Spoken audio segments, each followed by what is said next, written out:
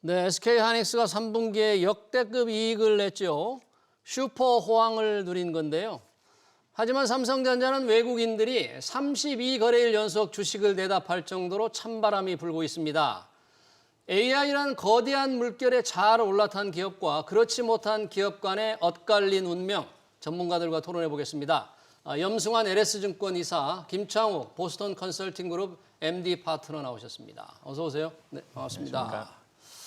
자, SK하이닉스 예상은 했습니다만 3분기 실적 정말 깜짝 실적이었네요. 역대 최대 실적인데 염승환 이사님, 뭐 지금 주가도 좋습니다만 SK하이닉스 3분기 실적 어떻게 평가를 하십니까?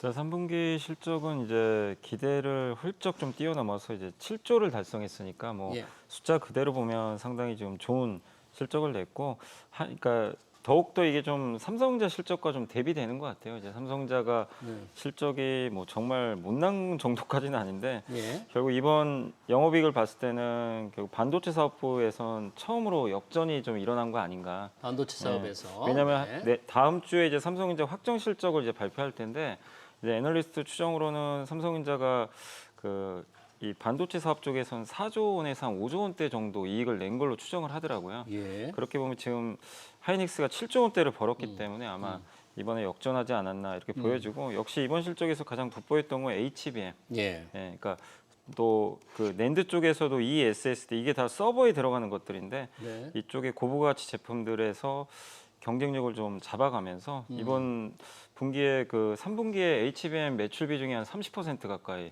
되기 때문에 전체 디램에서 전체 디램의 30%. 네, 그래서 그게 좀 결정적으로 좋은 실적 냈고, 그러니까 연결이 되죠. 엔비디아, 그다음에 TSMC, 그리고 하이닉스까지. 이게 이제 팀 엔비디아라고 요즘에 많이들 부르는데 팀 엔비디아, 팀 코리아가 아니고 팀 엔비디아. 엔비디아 동맹에 들어가 있잖아요, 다들. 예. 그래서 여기가 지금 뭐 그냥 우리 기대 이상의 실적을 지금 계속 잘 내주고 있다. 예. 그게 이번 3분기 실적에도 명확하게 이번에 이제 숫자로 그냥 드러났다라고 봐야 될 것 같습니다. 예. 뭐 실적 자체가 워낙 좋으니까 특히 HBM 그러면 이런 실적을 낸 경쟁력, 이 경쟁력이 조금 유지가 될 수 있을까요? SK하이닉스 어떻게 평가를 하십니까? 산업적으로 볼 때. 예, 뭐 가장 방금 얘기 나온 것처럼 중요한 건 하이닉스 실적에 HBM이 중요한 역할을 할 텐데요. 네. 저희가 전망을 해보면은 내년도에 현재 그 AI 가속기라고 불리우는 예. 엔비디아의 칩 패키지가 총 한 6,300만 대에서 내년도에 7,600만 대, 그러니까 24% 정도 성장을 할 걸로 전망이 돼요. 올해보다 24%. 네, 그러니까 내년도에도 AI 칩은 판매량이 계속 늘 거다. 그 이유는 여전히 이제 학습에 대한 AI 학습에 대한 수요가 굉장히 중요한데, 뭐 한간의 시각에서는 이제 AI에서 학습에서 추론 쪽으로 넘어간다라는 네. 비관적 시각. 그렇게 되면은 사실은 AI 칩들의 성능도 낮아지지만 HBM에 들어가는 수량도 줄어들거든요.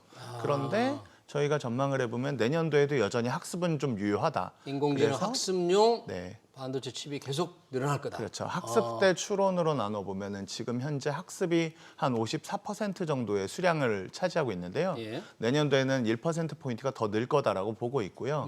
이후에도 라지 랭귀지 모델이라는 게 지금 제일 핵심 AI의 지금 유스 케이스인데 대규모 언어 모델. 맞습니다. 네. 근데 라지 멀티모달 모델이라고 해서 이제 영상과 사진을 가지고서 이제 AI 학습을 해야 되는 일들까지 벌어져야 하기 때문에 네. 내년도에도 여전히 그 실적은 계속 HBM 실적은 따라서 좋을 수밖에 없다라고 좀 평가하고 있습니다. 그러네요. AI 가속기 수요가 올해보다 24%나 늘어난다. 네, 맞습니다. 그러니까 HBM 시장은 계속 좋을 것이다. 오늘 3분기 실적을 내놨습니다만 그러면 SK하이닉스는 4분기 내년 실적 전망에 대한 혹시 예상치는 좀 내놨나요? 일단 이제 뭐 정확하게 숫자가 나온 건 아니지만 HBM이 지금 매출 비중이 한 30% 정도 30%. 됐는데 이걸 이제 40% 정도 4분기까지 이제 늘어날 걸로 일단 언급이 나왔고, 예. 그리고 HBM3 지금 이제 8단 제품이 이제 계속 공급이 되는데 8단. 예, 지금 이제 그거보다도 한 단계 위죠. 이제 12단짜리입니다. 이제 아파트 12층으로 생각하시면 되겠는데 네. 요거를 이제 올해 4분기에 출하를 해서 공급한다라고 이렇게 내용이 나와 있습니다.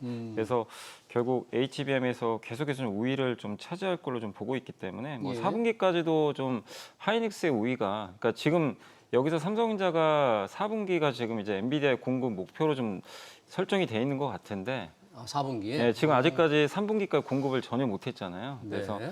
4분기에 공급을 해도 대부분의 물량은 하이닉스가 차지할 가능성이 높기 때문에 그런 걸 본다면 3분기 흐름이 4분기까지도 계속 이어질 가능성이 좀 높은 것 같고, 그다음에 예. 아까 이제 뭐 학습하고 이제 추론용 말씀해 예. 주신 것처럼, 근데 하이닉스도 그 얘기를 오늘 했어요. 예. AI 수요가 지금 학습에서 추론으로 넘어가는데 그래도 추론용도 지금 대규모 컴퓨팅이 좀 필요하다. 과거랑 우리 생각과 다르게 컴퓨팅에서 이제 그 추론을 할 때도 이제 지금 뭐 최근에 챗GPT 4.5.1인가요? 뭐 그것도 나온 것 같은데 예. 그런 이제 제품들이 좀 계속 나올 텐데 추론용도 지금 우리가 생각한 것 이상의 컴퓨팅 수요가 좀 많이 필요해졌다. 예. 그걸 좀 하이닉스가 오늘 또 그 아까 실적 설명회에서 언급을 해줬습니다. 그렇기 예. 때문에 수요 둔화 걱정할 이유가 지금 별로 없다. 그래서 사실 이제 보고서에도 우리가 좀 놀랬던 게 모건 스탠리가 겨울 온다라고 반도체 했지. 겨울 예. 보고서. 근데 뭐 마이크론도 그렇고 지금 하이닉스도 겨울이 아니라 이제 이 회사들은 두꺼운 외투를 다 갖추고 있는 것 같아요. 그래서 예. 겨울이 설사 와도 어. 뭐 견뎌낼 수 있는 그런 체력들을 좀 갖추고 있는데 그게 이제 HBM이고 HBM 수요가 어쨌든 뭐 계속해서 내년까지는 좀 좋을 수 있다라는 그런 전망들을 이번 실적 발표에서 계속 좀 언급을 해준 것 같습니다. 그러네요. 네. 지금 모건 스탠리 반도체 겨울 보고서를 말씀을 하셨으니까 기왕이면 투자은행이고 글로벌 또 이 컨설팅 회사 보스턴 컨설팅도 이 산업 분야를 잘 보고 있는데 거기서는 혹시 반도체 겨울 보고서 안 냈어요? 네, 저희는 반도체 겨울 보고서를 내진 않았고요. 그 오히려 뭐 요즘 얘기는 삼성의 겨울이지 반도체 겨울이 아니다라고 저희는 삼성의 얘기를 하고 겨울이다. 있습니다. 왜냐하면 반도체에 지금 호재가 굉장히 많아요. 일단 첫 번째 방금 호재가 얘기드렸던 많다. 네.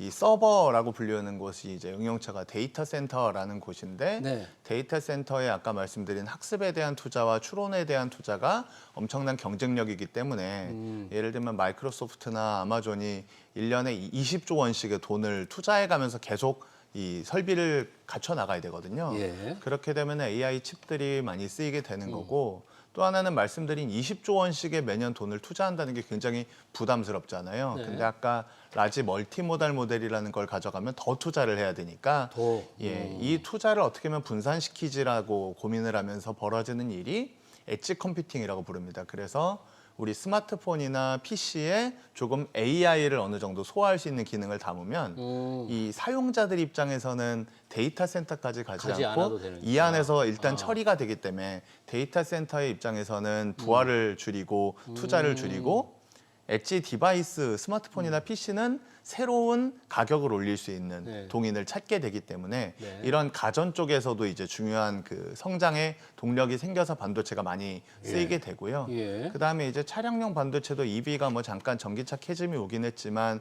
여전히 차량용 반도체에 그 들어가는 그 총 반도체 비용이 보통 차량당 한 3% 정도가 이제 반도체 코스트인데 예. 이게 지금 뭐 자율주행 레벨 3에 전기차가 더해지만 한 5%까지 비용이 올라가야 되거든요. 계속 반도체가 쓰일 수밖에 없는 환경들이 놓여 있기 때문에 예. 이게 이제 내년도 내후년도 계속 벌어질 일입니다.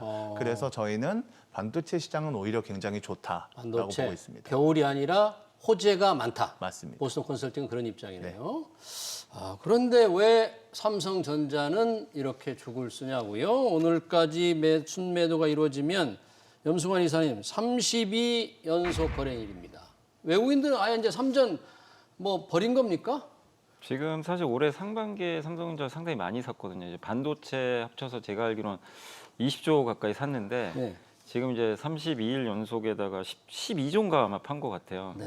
그러니까 이제 사실 팔 만큼은 좀 팔았는데도 네. 지금 어쨌든 최근의 흐름을 보면 하이닉스는 조금씩 사거든요. 사는데 하이닉스는? 삼성전자는 이제 파는 거 보면 결국 이거는 뭐 미국도 마찬가지인 것 같아요. 지금 ASML의 실적 발표 후에 ASML 주가는 폭락을 했고 네.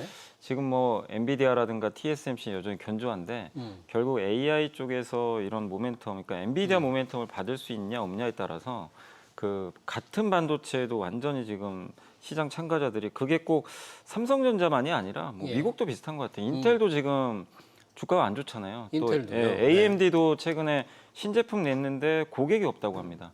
AMD도 AMD가 뭐 엔비디아를 따라 경쟁 제품을 냈는데 그랬는데. 뭐 성능이 좋다고 하지만 네.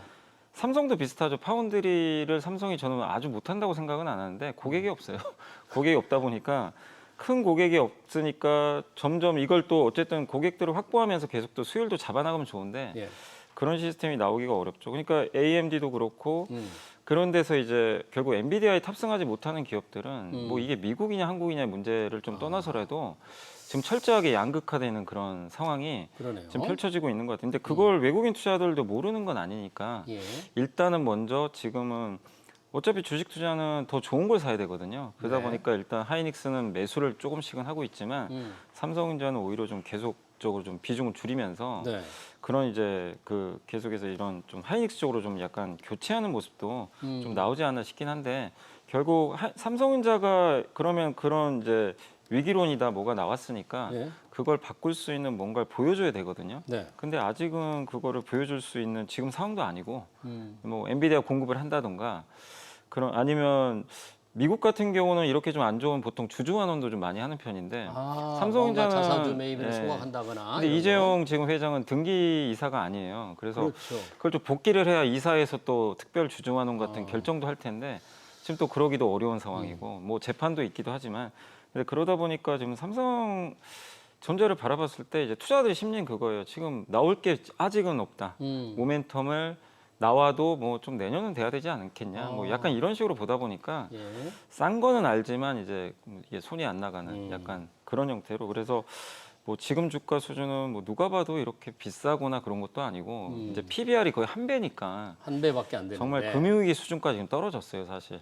지금 분기 9조 원 버는 회사인데, 그러니까 아예 그냥 헐값에 지금 저는 거래된다고 생각을 하거든요, 개인적으로. 근데 주가는 싸다고 올라가는 건 또 아니기 때문에 그냥 지금은 철저하게 좀 외면받고 있지 않나 그런 좀 아무도 생각은 하고 있습니다. 사질 않는다. 지금 삼성전자의 또 문제가 이 SK 하이닉스가 올라탄 HBM 납품이 제대로 안 되니까 이 범용 메모리 시장이 조금 둔화되면서 타격을 받고 있는데 이 모멘텀이라고 말씀하셨는데 삼성전자가 이 위기를 헤쳐나갈 수 있는 뭐 돌파구가 있다면 또는 있을까요? 있다면 뭐가 될지 언제쯤 그런 게 생길 가능성이 있을 건지.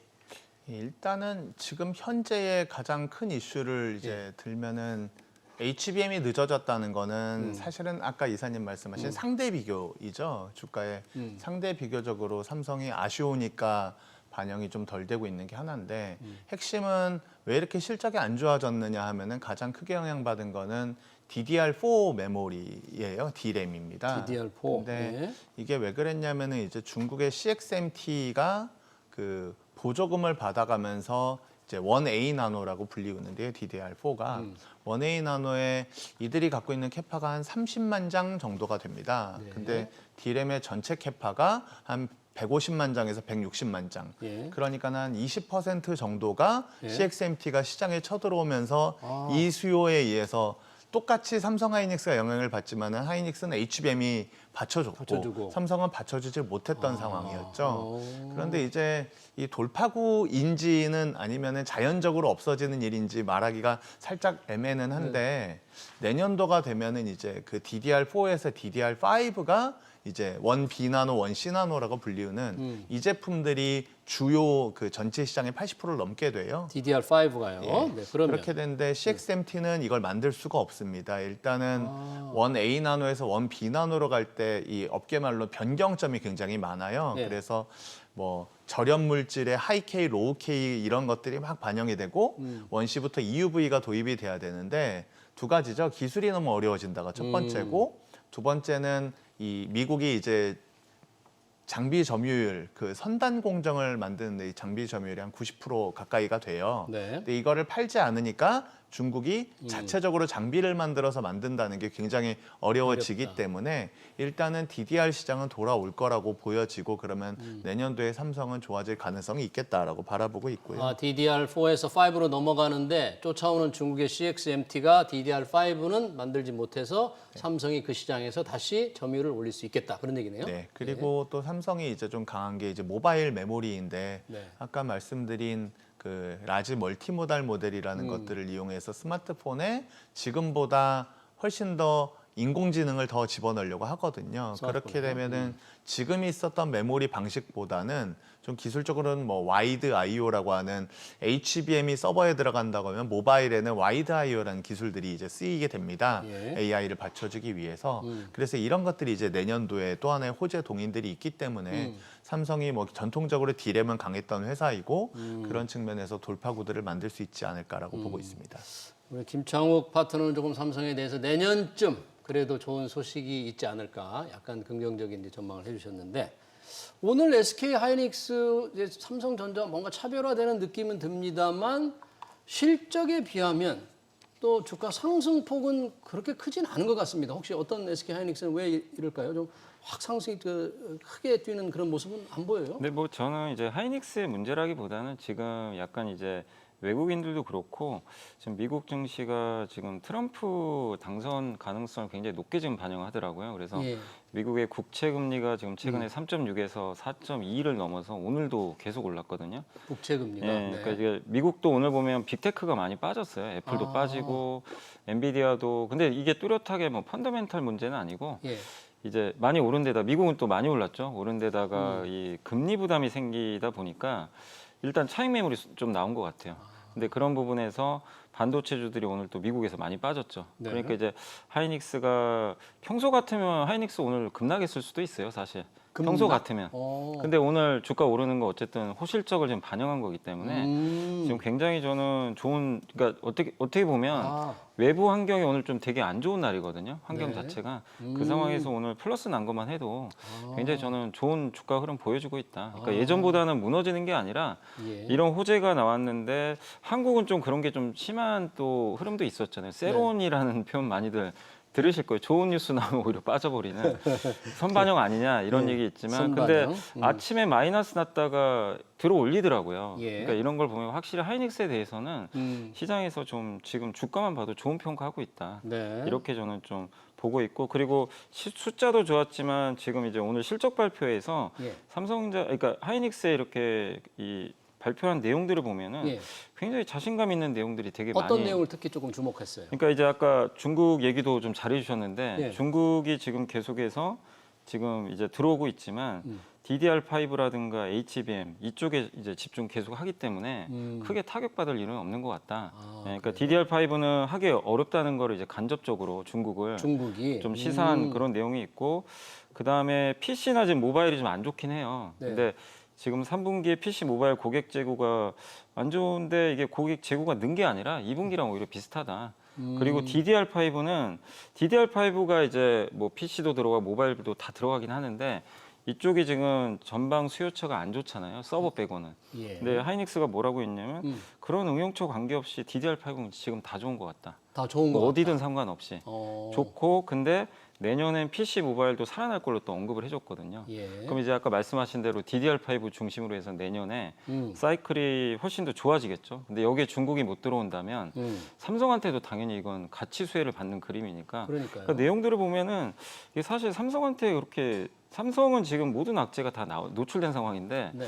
하이닉스의 이런 실적 발표를 보면 이게 삼성한테 큰 그렇게 오늘 3% 빠질 악재까지는 아닌 것 같은데 네. 시장이 참 너무 좀 냉정하다라는 그런 좀 생각은 들고 있습니다. 그러네요. 지금 이제 중국 창신 메모리 테크놀로지 CXMT가 설비 투자를 늘리면서 뭔가 이 메모리 시장을 뭔가 이 삼성전자를 많이 위협한다 그러는데 내년쯤이면 그렇게 크게 걱정을 안 한다고 하니까 뭔가 기술 면에서 중국 회사들이 급격하게 쫓아오니까 상당히 불안감이 있었는데 그렇게 느끼지 않을 정도라 그런 거예요, 조금? 예, 예전에 중국이 자동차 산업을 부흥시키기 위해서 했던 게 연방 정부와 지방 정부에서 엄청난 보조금을 줬었거든요. 예. 지금 반도체가 마찬가지를 하고 있는데 이제 중요한 거는 CXMT가 수율이 얼마냐예요. 예. 그래서 들려오는 소식에 의하면은 50%가 채 안 된다라는 얘기고 예. 메모리 반도체는 보통 80%에서 90%의 수율이 되어야 수익성이 이제 보장이 되는